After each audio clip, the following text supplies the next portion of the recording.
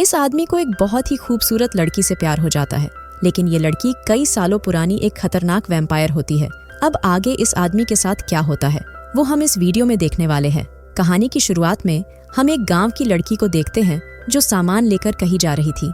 तभी इस लड़की के पास एक गाड़ी आकर रुकती है और ये लड़की बिना कुछ सोचे समझे इस गाड़ी में बैठ जाती है। लेकिन ये लड़की कुछ ऐसा देख लेती है जिस वजह से ये बेहोश हो जाती है। इसके बाद ये इस लड़की को पास एक खंडर महल में लेकर आते हैं और इस लड़की को लेटा देते हैं। इसके बाद हम डॉम नाम के आदमी को देखते हैं जो काले कपड़े पहनी लड़की को एक चाकू देता है और ये काले कपड़े वाली लड़की किडनैप की हुई लड़की का गला काटकर ब्लड निकाल लेती है। इसके बाद डॉम काली शक्तियों के देवता से प्रार्थना करता है और बोलता है कि हमारे इस बलिदान को स्वीकार करे। इसके बाद डॉम इस ब्लड को एक लड़की के कंकाल पर डाल देता है और कुछ ही देर में ये कंकाल एक लड़की में बदलकर जिंदा हो जाता है। कुछ समय बीत जाने के बाद हम रिचर्ड नाम के आदमी को देखते हैं। जब टीना नाम की लड़की रिचर्ड के लिए खाना लेकर आती है तो रिचर्ड टीना को पकड़ लेता है, लेकिन तभी यहाँ पर टीना का बाप आ जाता है और रिचर्ड से बोलता है कि तुम्हें इस गांव में अभी 2 ही दिन हुए हैं, इसलिए हमारी लड़कियों से दूर रहो। आगे टीना का बाप रिचर्ड को बताता है कि इस गांव के पास में एक खंडर महल है जहाँ पर बहुत खतरनाक वैम्पायर रहते हैं और वो वैम्पायर हमारे गांव की जवान लड़कियों को शिकार बनाते हैं और उनका खून चूस जाते हैं, जिस वजह से पूरा गांव डरा हुआ है। रिचर्ड को इन सब बातों पर भरोसा नहीं हो रहा था क्योंकि रिचर्ड एक राइटर है और इसने बहुत सारी बुक्स भूतों और वैम्पायर पर लिख रखी थी। फिर भी रिचर्ड एक बार इस खंडर महल में देखने के लिए आ जाता है। अंदर जाने के बाद रिचर्ड को एक लड़की दिखाई देती है और तभी यहाँ पर एक दूसरी लड़की भी आ जाती है। रिचर्ड इनको देखकर यहाँ से भागने लगता है, लेकिन सामने एक और लड़की आ जाती है और अब रिचर्ड की पूरी तरह से फट चुकी थी। तभी बार्टन नाम का आदमी इन तीनों लड़कियों को यहाँ से बाहर भगा देता है। कुछ देर बाद बार्टन रिचर्ड को बताता है कि मैं पास के स्कूल में हिस्ट्री और कला के बारे में पढ़ाता हूँ और ये तीनों लड़कियां मेरी स्टूडेंट है। इसके बाद बार्टन और रिचर्ड स्कूल के पास आते हैं और बार्टन रिचर्ड को मिस सिम्पसन से मिलवाता है जो इस स्कूल की प्रिंसिपल है। कुछ देर बाद इस स्कूल में बारबरा नाम की एक नई कोच आती है और साथ में बारबरा की भतीजी मिराकला भी आई थी। रिचर्ड जब मिराकला को देखता है तो देखता ही रह जाता है। इसके बाद रात को मिराकला और सुजैन बाहर जाकर नदी में नहाने का प्लान बनाते हैं। इधर रिचर्ड गांव के कुछ लोगों को महल के बारे में बता रहा था कि कैसे उसकी लड़कियां देखकर फट गई थी। तभी अंदर टीना को कोई दिखाई देता है और टीना जोर से चिल्लाती है, जिसकी आवाज सुनकर रिचर्ड टीना के पास आता है। रिचर्ड देखता है कि टीना मर गई थी और इसके गले पर 2 दांत के निशान भी थे। इधर मिराकला और सुजैन नदी में आ गई थी और यहाँ पर नहाने के साथ साथ ये दोनों एक दूसरे के मजे भी ले रही थी। अगले दिन रिचर्ड मिराकला को देखने के लिए स्कूल के बाहर आ जाता है और मिस सिम्पसन को लग रहा था कि रिचर्ड इस स्कूल में बहुत रुचि ले रहा है और एक बहुत बड़ा राइटर होने के कारण मिस सिम्पसन रिचर्ड को पढ़ाने के लिए अपने स्कूल में रख लेती है। इसके बाद रिचर्ड सभी लड़कियों से मिलता है जिनको ये पढ़ाने वाला था। कुछ देर बाद मिस सिम्पसन रिचर्ड को अपना रूम दिखाती है जहाँ पर बार्टन पहले से रहता था। इसके बाद रात हम सुजैन को देखते हैं और सुजैन किसी इंसान को देखकर उसके पास जाती है, लेकिन सुजैन कुछ ऐसा देख लेती है जिसे देखकर सुजैन चिल्लाने लग जाती है और यहाँ पर हम डॉम को भी देखते हैं जो ये सब देख रहा था। इधर रिचर्ड बार्टन को टीना की मौत के बारे में बताने ही वाला था, लेकिन तभी बार्टन यहाँ से बाहर चला जाता है। जब रिचर्ड बार्टन को देखने के लिए बाहर आता है तो रिचर्ड मिराकला को देखता है और रिचर्ड मिराकला को पकड़ लेता है। यहाँ पर रिचर्ड बोलता है कि मैं कब से तुम्हें बोलने की कोशिश कर रहा हूँ कि मैं तुमसे बहुत प्यार करता हूँ। ये बात सुनकर मिराकला थोड़ी डर जाती है, लेकिन कहीं ना कहीं मिराकला को भी रिचर्ड से प्यार हो गया था। अगले दिन मिराकला मिस सिम्पसन को सुजैन के बारे में बताती है कि वह कल रात से अभी तक नहीं आई है और जेनेट बोलती है कि हमें सुजैन के लिए कुछ तो करना ही चाहिए। तो सिम्पसन बोलती है हमें थोड़ा इंतजार करना चाहिए, शायद वह वापस आ जाए। लेकिन जेनेट पुलिस को बुलाने का बोलती है। तभी मिस सिम्पसन बोलती है मुझे बहुत अच्छे से पता है आगे क्या करना है।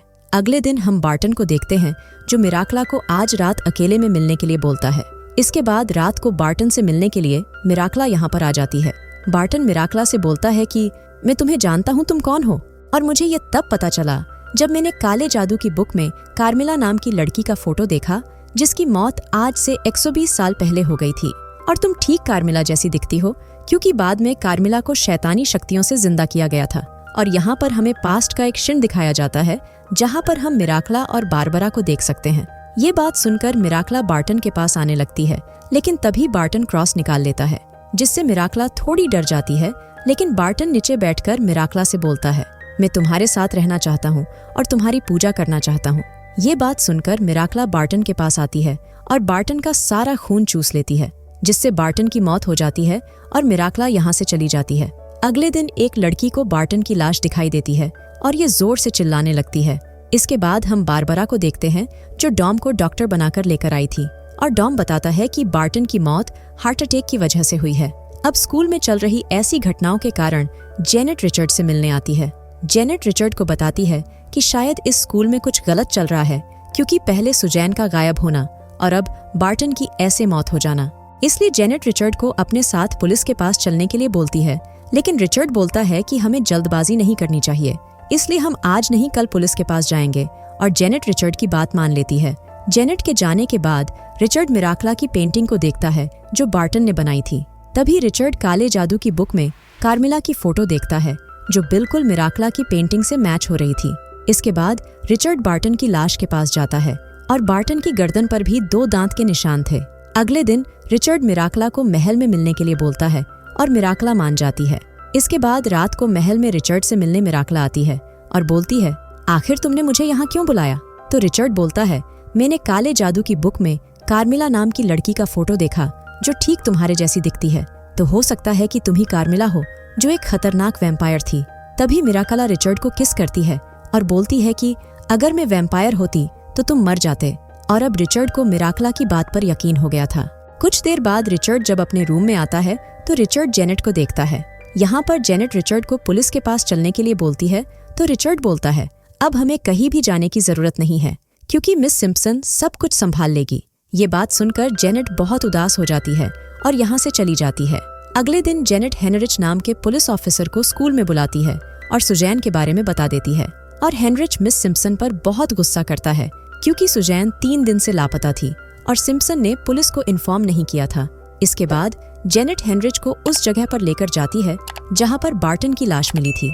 इधर रिचर्ड रोज मिराकला से अकेले में मिलने लगा था और ये दोनों अपनी आग बुझाते थे। कुछ देर बाद हेनरिच एक कुएं के पास जाता है और एक रस्सी की मदद से अंदर आ जाता है और इसे सुजैन की लाश मिल जाती है। लेकिन जब हेनरिच ऊपर चढ़ रहा था तब डॉम रस्सी काट देता है और नीचे गिरकर हेनरिच भी मारा जाता है। इधर बारबरा मिस सिम्पसन को सुजैन के पिता को एक लेटर लिखने के लिए बोलती है, जिसमें मिस सिम्पसन को लिखना था कि सुजैन की मौत हार्ट अटैक की वजह से हो गई है। इसके बाद रात को जेनेट मिराकला को देखती है और मिराकला जेनेट को अपने वश में कर लेती है और उसे रूम के अंदर ले आती है। लेकिन जैसे ही मिराकला जेनेट को हाथ लगाती है तो इसे क्रॉस दिखाई देता है, जिससे डर कर मिराकला यहाँ से भाग जाती है।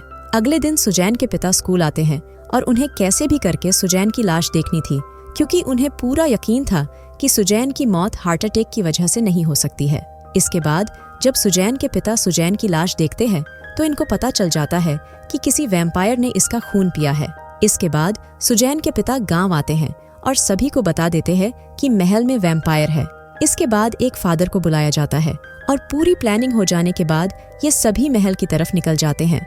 इसके बाद हम डॉम और बारबरा को देखते हैं और इनके पास मिराकला भी आ जाती है और ये तीनों यहाँ से भागने वाले थे, लेकिन गांव वालों को देखकर ये तीनों महल में चले जाते हैं। इसके बाद गांव वाले भी महल में घुस जाते हैं और पूरे महल में आग लगा देते हैं। तभी रिचर्ड यहाँ पर आ जाता है और महल में घुस जाता है।